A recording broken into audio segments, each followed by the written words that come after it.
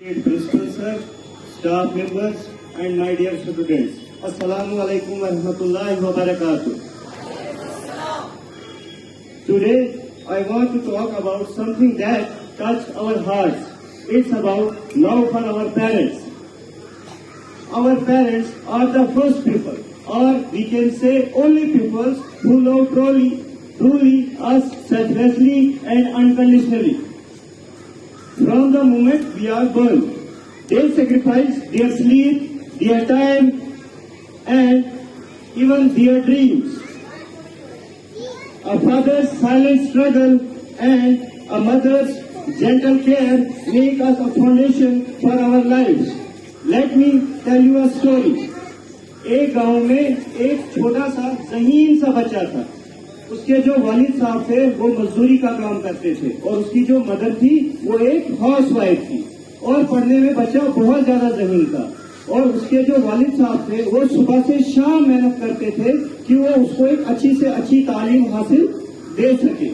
اور اس کی جو ماں تھی وہ خود کے کام میں اتنا مصروف نہیں رہتی تھی, زیادہ سے زیادہ ٹائم اپنے بچے پر دیتے تھے کہ وہ کر سکے جو وہ زندگی میں خود نہ حاصل کر سکے, وہ اس کو ہر ایک چیز ادا کر دے سکے.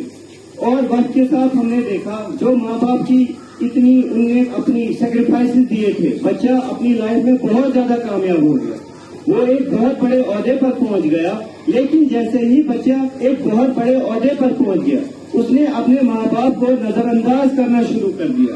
ماں باپ اس کو کال کرتے تھے, بیٹا بہانہ لگا کر اپنے ماں باپ کی کال کو کٹ کر دیتا تھا.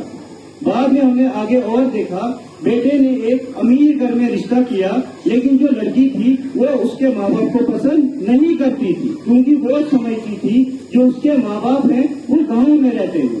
ایک بار ماں باپ نے سوچا کیوں نہ ہم بچے کو ملنے شہر ہی چلے جائیں. لیکن جیسے ہی وہ شہر میں اپنے بیٹے کے گھر گئے, جیسے بیٹے نے اپنے ماں باپ کو دیکھا اس نے ان کو دیکھ کر ایسے نظر انداز کیا, وہ ناخوش ہو گیا. یہ دیکھ کر ماں باپ کا دل بہت زیادہ دکھ گیا اور وہ واپس اپنے گھر رو رو کر چلے گئے. کچھ دنوں کے بعد بیٹے کو ایک کال آتی ہے کہ آپ کے جو والد صاحب ہیں وہ بہت زیادہ بیمار ہیں. لیکن بیٹے نے اس چیز کو پھر سے نظر انداز کر دیا. لیکن کچھ ٹائم کے بعد ہم دیکھتے ہیں کہ بیٹے کو ایک اور کال آتی ہے, لیکن اس بار جو بیٹے نے فون اٹھایا تو جیسے اس پہ کوئی بجلی گر گئی. وہ روتے روتے اپنے ماں باپ کے گھر گیا, لیکن جب وہاں وہ پہنچا اس نے دیکھا جو اس کے والد صاحب تھے وہ ان کی انتقال ہو گیا تھا. بیٹے نے پھوٹ پھوٹ کر رویا اور وہ اپنی ماں کے قدموں میں گر کے رونے لگا, ان سے معافی مانگنے لگا.